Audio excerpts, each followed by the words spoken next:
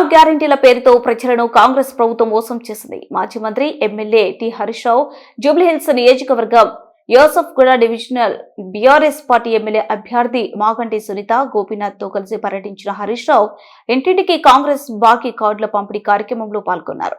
హరీష్ రావు మాట్లాడుతూ 6 గ్యారెంటీల పేరుతో ప్రజలను కాంగ్రెస్ ప్రభుత్వం మోసం చేసింది. ఒక్క హామీ నెరవేర్చకపోయినా ప్రజలు తమను మళ్లీ నమ్ముతారనే భ్రమలో సీఎం రేవంత్ రెడ్డి ఉన్నారని తీవ్ర విమర్శలు గుప్పించారు.